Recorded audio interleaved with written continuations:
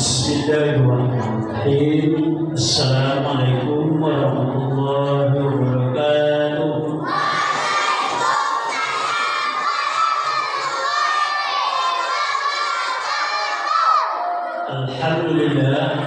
Alhamdulillah rabbil alamin. Wassalatu wassalamu ala asyrafil anbiya'i wal mursalin rasulillahi ajma'in. Asyhadu an la ilaha illallah wa asyhadu anna Muhammadar Rasulullah.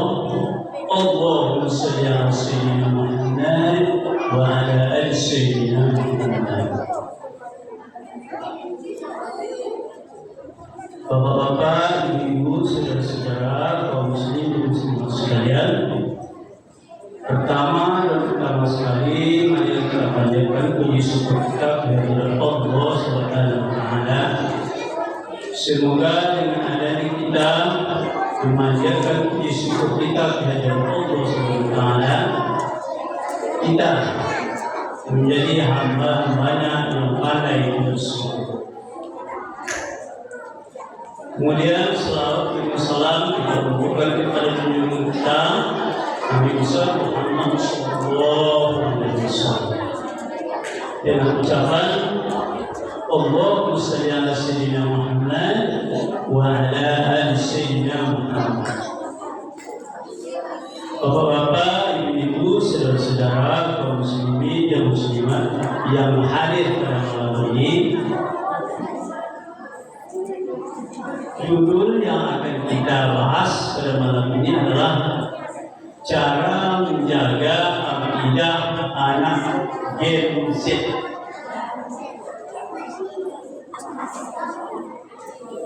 Cara menjaga akidah anak Gen Z. Kalau kita perhatikan acara-acara kita tadi,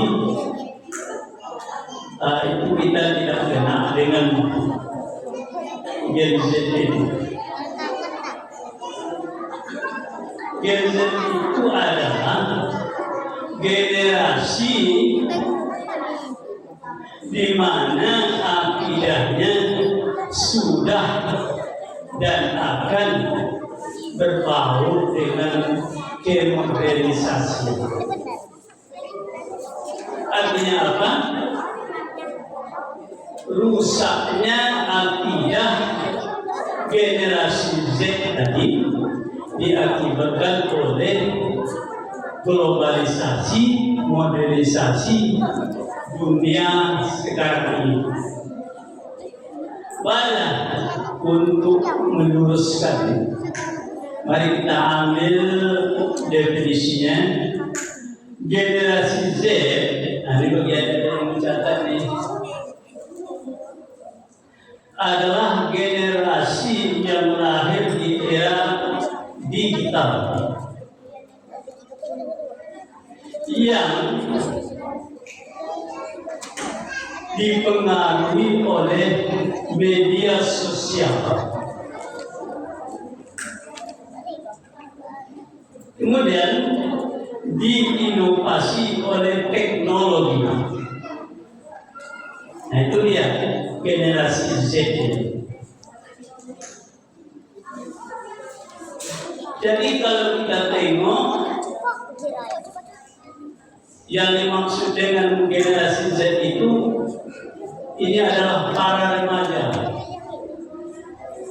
Jadi yang maksudnya generasi yang lahir dari tahun 1996 sampai kepada 2012.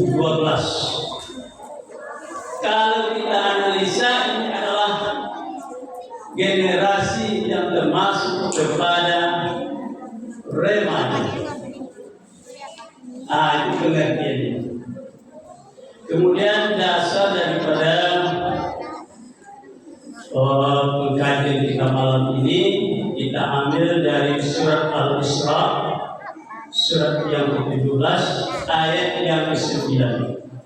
A'udzu billahi minasyaitonir rajim. Bismillahirrahmanirrahim. Inna hadzal Qur'an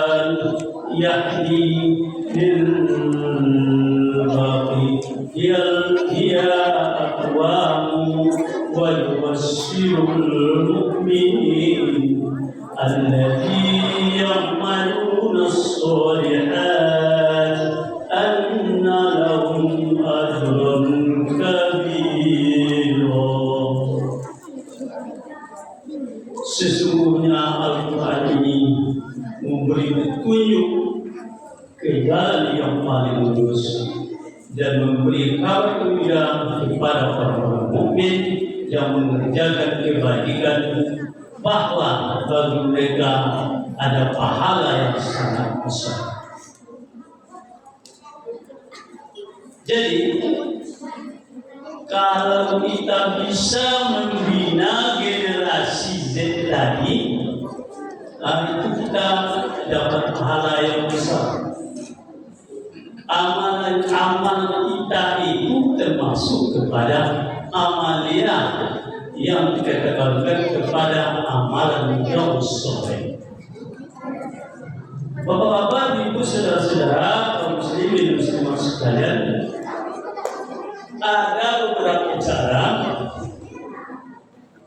untuk kita menjaga akidah daripada generasi Z tadi.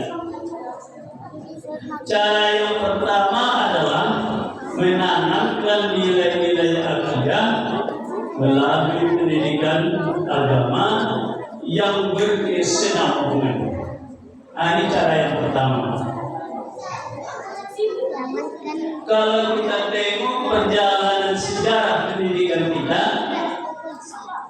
kita prihatin. Kalau kita tengok TK diajarnya, MTA diajar Al-Quran, hadis, fikih dan amal soleh, akidah akhlak, tarikh Islam, bahasa Arab. Masuk kepada SD diajarkan hanya masuk lagi tinggal aplikasi daripada ilmu-ilmu tadi. Masuk ke SMP itu kalau kita masukkan ke SMP, ke sekolah umum, itu mata pelajarannya banyaknya 13. Satu agama, di dalamnya termasuk fikih, termasuk tarikh, termasuk akidah akhlak, termasuk keimanan, semuanya dicampur di sana. Kalau anak dimasukkan ke MTS, ditambah lagi menjadi 30 mata pelajaran. Itu kalau anak kita masukkan kepada pondok pesantren, 30 mata pelajaran. Ini kan lagi pada SMA, tinggal lagi 2 jam dalam seminggu. Naik ke perguruan tinggi, tinggal lagi 2 SKS dalam 6 bulan atau 1 semester. Jadi kalau kita tengok meruncing dia, bukan menambah, tapi meruncing dia. Gravitasinya itu turun waktu pembelajaran agama itu. Jadi oleh sebab itu perlu kita tanamkan. Yang pertama kita tambah dari jam-jam efektif yang formal itu kepada yang non formal dengan cara bidik pengajian remaja, sholat berjamaah dan lain-lain sebagainya. Dan ini merupakan langkah awal, langkah pertama untuk kita melaksanakan penjagaan akidah terhadap generasi kita. Yang kedua adalah menjaga pergaulan anak. Jadi anak kita itu kita jaga. Apa yang kita jaga? Yang pertama adalah teman akrabnya. siapa kawannya.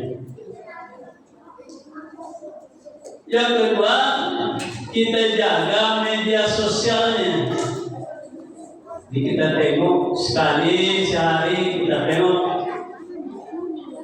apa yang tengoknya di HP itu. Coba HP itu nggak bisa dielakkan lagi. Jangan kan generasi muda yang ikut sudah pakai HP sekarang. Yang sudah dekat-dekat maghrib pakai HP.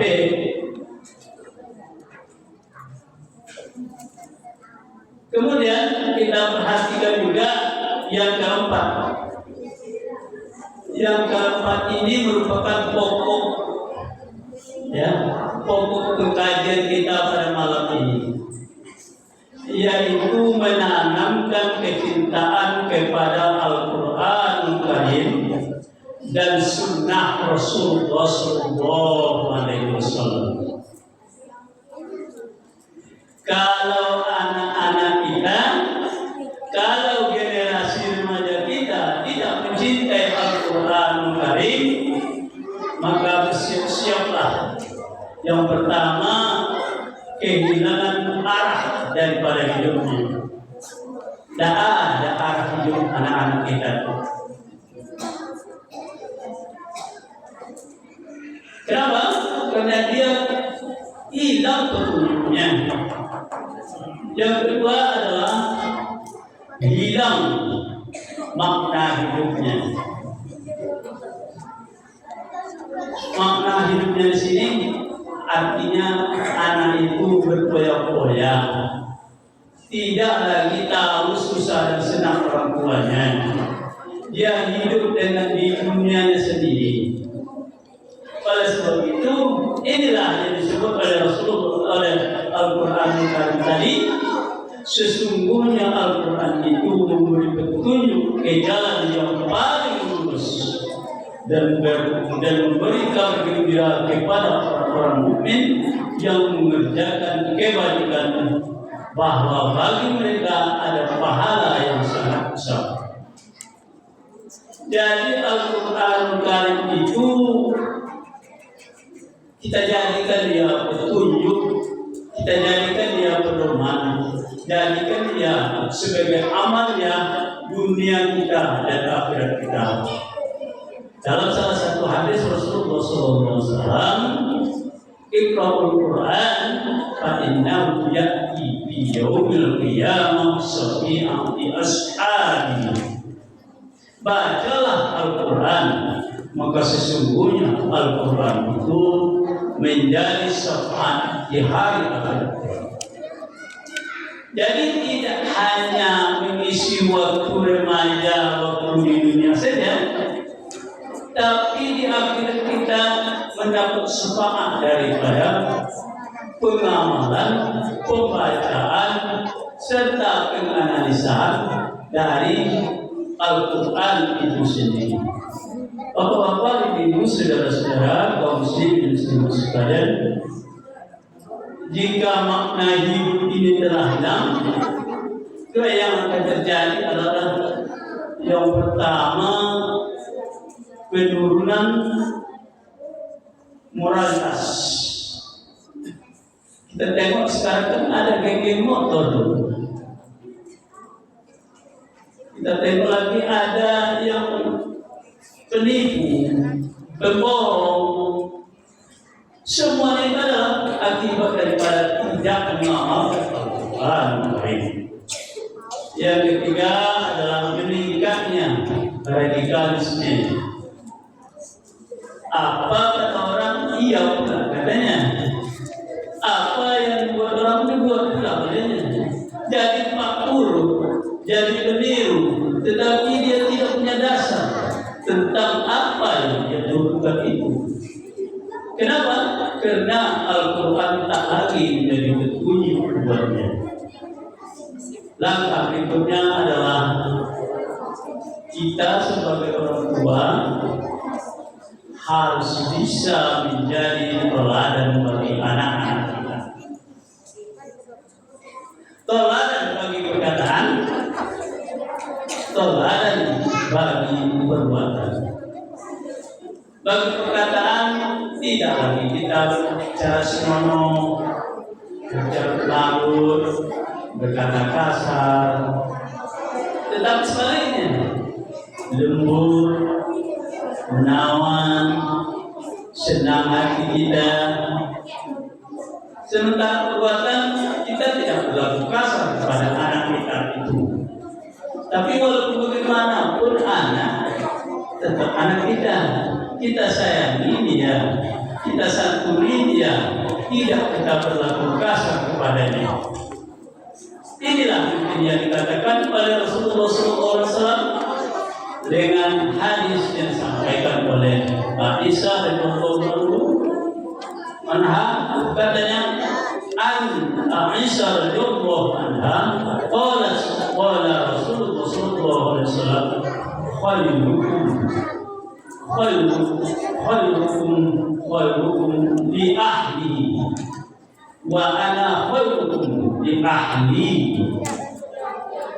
Dari Aisyah radhiyallahu anha, Rasulullah berkata, sebaik-baik kalian adalah yang paling baik terhadap keluarganya, dan aku adalah yang paling baik terhadap keluarga.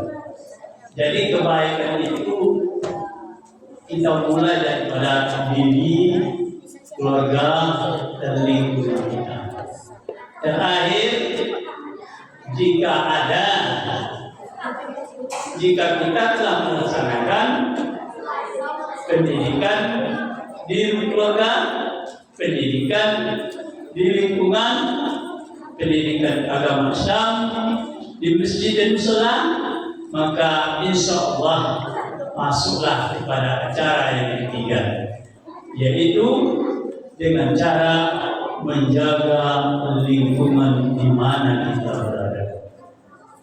Mungkin kalau anak-anak kita berbuat jahat, berbuat nakal, kita ajukanlah, kita sebutlah kepada orang-orang yang patuh, seperti Pak RT, Pak RW, dan lain sebagainya, ke masyarakat. Mari kita bina generasi kita. Mari kita tinggalkan individualisme itu. Salah anak saya, kan anak saya, bukan anak saya. Sebaiknya yang salah, yang benar kepada siapa. Jadi tidak lagi memandang pada status orangnya, status sosialnya, tetapi anggap anak orang itu adalah anak kita.